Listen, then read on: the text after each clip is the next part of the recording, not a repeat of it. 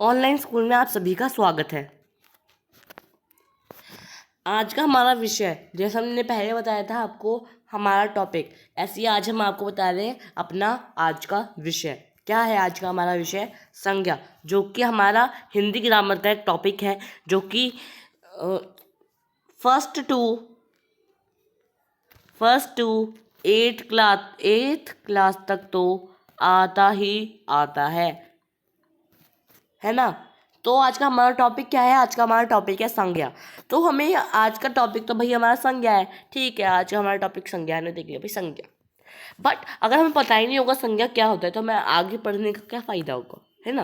तो सबसे पहले इसलिए हमसे ये पूछा गया है कि संज्ञा होता क्या है, संज्ञा आखिर होता क्या है, संज्ञा क्या होता है, हमसे पूछा गया यहाँ पे। तो हमें इसका आंसर देना है। किसी व्यक्ति, वस्तु, स्थान या विचार के नाम को संज्ञा कहते हैं। किसके नाम को हम संज्ञा कहते हैं भाई? हम किसी व्यक्ति, वस्तु, स्थान या विचार, किसी व्यक्ति, वस्तु, स्थान या विचार, इन चारों में से किसी का नाम या और इत्यादि किसी का नाम, किसी व्यक्ति का नाम हो सकता है, किसी वस्तु का नाम हो सकता है, किसी स्थान का नाम हो सकता है, किसी विचार का नाम हो सकता है, उसे क्या कहते हैं भैया? मुझे संज्ञा कहते हैं। उसके उदाहरण दे रखे थे, हम उदाहरण भी एक बार देख लेते हैं। क्या क्या है उदाहरण भाई? राम, पुस्तक और खुशी इत्यादि। अब संज्ञा के भाई भेद क्या होते हैं? संज्ञा के अगर हम देखें तो यहाँ पे हमें 5 भेद बता रखे हैं। कितने भेद बता रखे हैं? 5 भेद बता रखे हैं। बट एक्चुअली होते कितने भेद है संज्ञा के? 3 भेद होते हैं। क्योंकि जैसे फोटो में आप देख सकते हैं वैसे तो ये 5 दिखा रखे हैं, 1 2 3 4 5, 5 दिखा रखे हैं, 1 2 3 4 5। बट आप फोटो में क्लियरली देख सकते हैं कि संज्ञा के भेद क्या क्या है भाई? व्यक्तिवाचक संज्ञा, जातिवाचक संज्ञा, भाववाचक संज्ञा ही एक संज्ञा के भेद हैं। बट जातिवाचक संज्ञा के भी 2 भेद होते हैं। जातिवाचक संज्ञा के कौन से 2 भेद होते हैं? द्रव्यवाचक संज्ञा और समूहवाचक संज्ञा। ये किसके भेद होते हैं? ये जातिवाचक संज्ञा के भेद होते हैं। बट संज्ञा के सिर्फ 3 भेद होते हैं, पर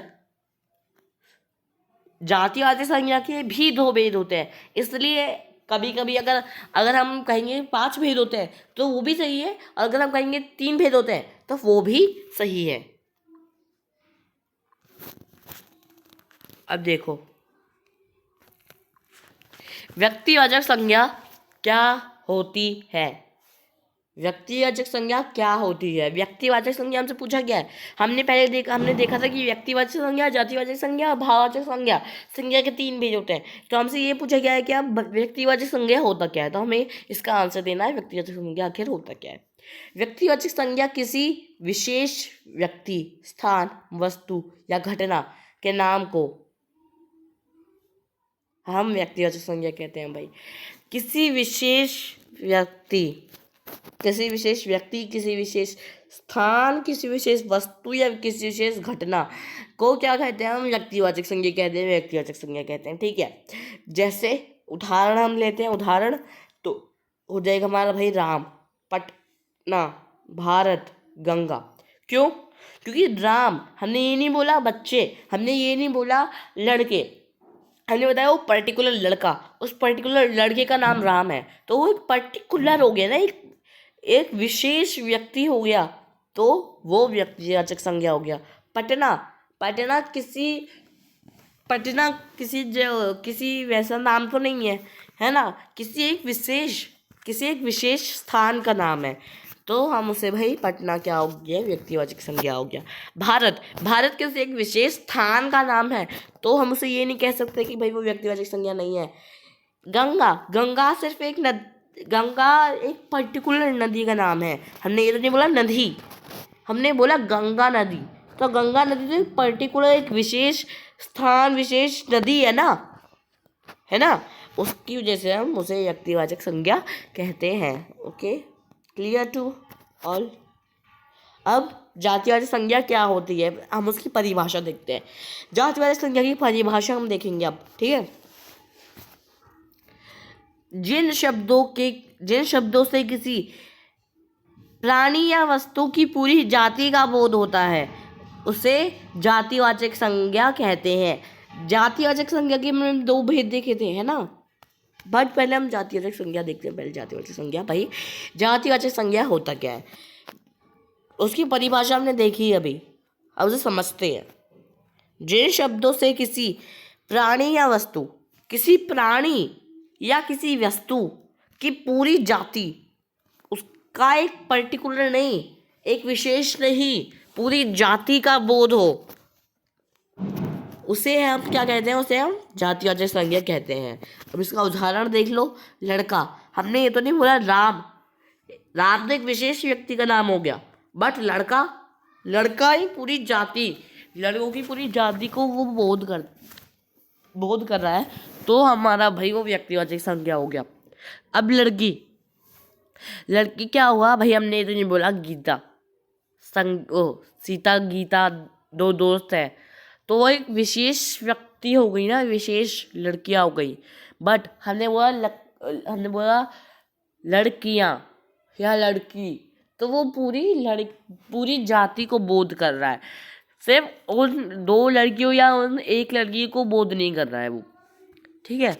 अब नदी, नदी भाई हमने ये तो नहीं बोला गंगा, हमने ये तो नहीं बोला यमुना, तो हमने बोला नदी, तो सारी नदियों को इंडिकेट करता है, सारी पूरी नदी जाति को इंडिकेट करता है ना। अब हमने बोला पर्वत, हमने किसी एक विशेष पर्वत का नाम तो नहीं लिया ना, हमने बोला पर्वत, तो पर्वत तो बहुत सारी होती हैं, तो उसी वजह से भाई ये आता है हमारे जातिवाचक संज्ञा में। अब देश, भारत एक देश है, तो भारत क्या हुआ भाई, भारत तो हुआ एक विशेष देश का नाम, पर हमने बोला देश, हमने सिर्फ बोला देश, तो वो सिर्फ भारत देश को थोड़ी ना इंडिकेट करेगा, वो तो हर एक देश को इंडिकेट करेगा। बट यहाँ पे हमें एक विशेष देश का नाम नहीं बताया गया है, इसलिए ये व्यक्तिवाचक संज्ञा में आएगा। अब पुस्तक, हमने ये तो नहीं बोला भाई वो गीता पुस्तक है, हमने ये तो नहीं बोला वो हिस्ट्री की किताब है ना, हमने बोला पुस्तक। वो सारी पुस्तक जाति को इंडिकेट कर रही है ना, पूरी जाति को बोध कर रही है, इसलिए वो जातिवाचक संज्ञा में आ गई, ठीक है। आगे बढ़े।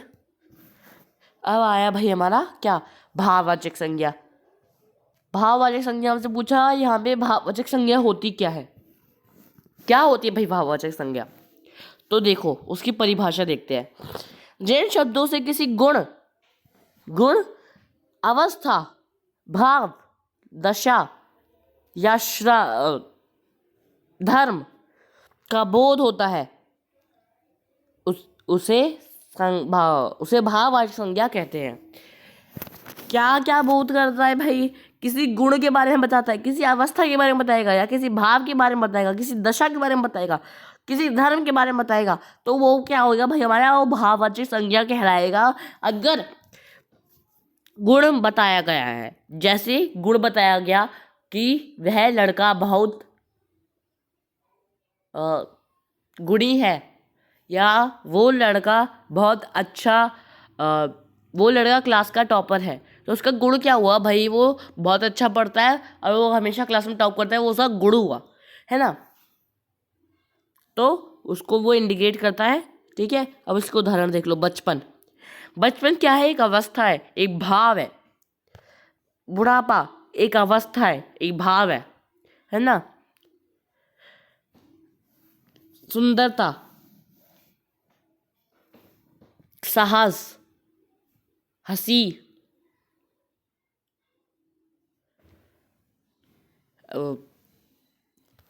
दुखी, खुशी, ये सारे हमारे भाव, दशा, धर्म, अवस्था या गुण को जो भी इंडिकेट करता है, जो भी शब्द इंडिकेट करता है, उसे हम क्या कहते हैं, उसे हम भाववाचक संज्ञा में इंडिकेट करते हैं, उसे भाववाचक संज्ञा बोलते हैं, ठीक है। अब भाई हमारा आता है जातिवाचक। अब हमने यहाँ तक अपने संज्ञा के भेदों को कंप्लीट कर लिया है। अब हमारे आते हैं जातिवाचक संज्ञा के भेद। हमारी जातिवाचक संज्ञा के भी 2 भेद होते हैं, हमने बताया था, एक समूहवाचक संज्ञा और दूसरा द्रव्यवाचक संज्ञा। तो यहाँ पे हमसे पूछा गया कि समूहवाचक संज्ञा क्या होता है, क्या होता है भाई समूहवाचक संज्ञा, किसी ने पढ़ा है आज तक समूहवाचक संज्ञा के बारे में? हाँ बिल्कुल पढ़ा होगा, किसी किसी स्कूल में पढ़ाते होंगे, किसी किसी कोई कोई टीचर बताता होगा, कोई कोई टीचर सिर्फ 3 बताता होगा, कोई कोई टीचर सिर्फ 5 बताता होगा। वो दोनों ही सही है, कोई गलत नहीं है। फिर भी इसकी परिभाषा देख लो अब।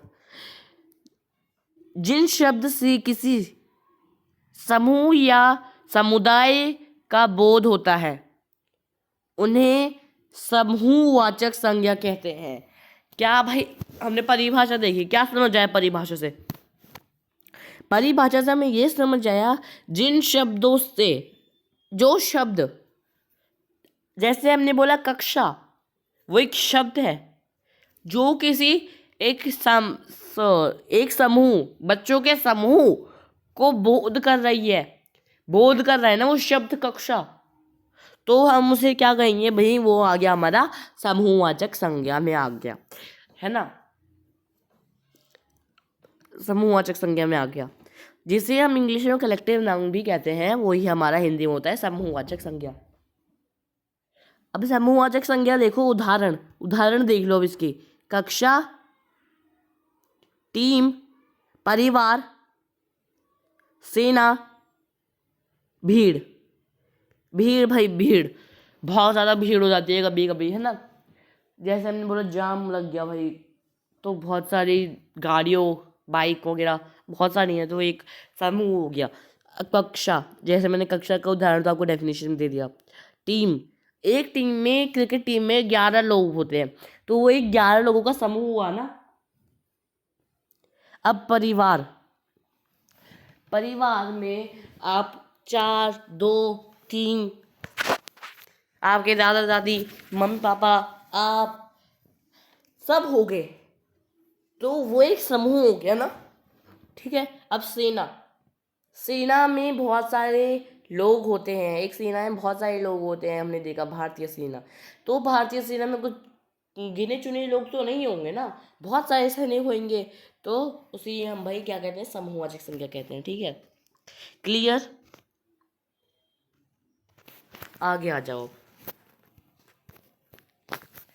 अब आ गया हमारा जातिवाचक संज्ञा का दूसरा भेद, जो कि है हमारा द्रव्यवाचक संज्ञा। अब हमसे यहाँ पूछा गया है द्रव्यवाचक संज्ञा क्या होती है।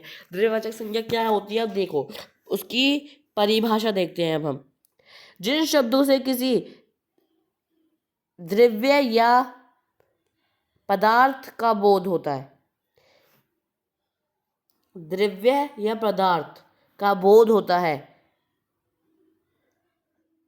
जिन्हें नापा या तोला जा सके, उसे द्रव्यवाचक संज्ञा कहते हैं। भाई क्या हमने परिभाषा देखी? हाँ देख ली, पढ़ ली हमने, बट कुछ समझ नहीं आया, है ना। तो अब हमें वो समझनी है। तो देखो, जिन शब्दों, क्या हो रहा है, जिन शब्दों से किसी द्रव्य या पदार्थ का बोध होता है, या तो उनसे किसी द्रव्य का बोध होएगा, या किसका बोध होएगा? पदार्थ का बोध होगा, जिसको हम नाप सकते हैं, तोल सकते हैं, तोल सकते हैं, उन्हें द्रव्यवाचक संज्ञा कहते हैं। उदाहरण: पानी, दूध, सोना, चांदी, तेल, घी इत्यादि, ठीक है। धन्यवाद।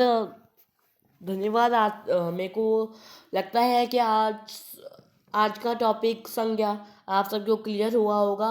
अगली क्लास में हम मिलेंगे किसी और टॉपिक के साथ, या किसी एक्सरसाइज या संज्ञा की एक्सरसाइज के साथ।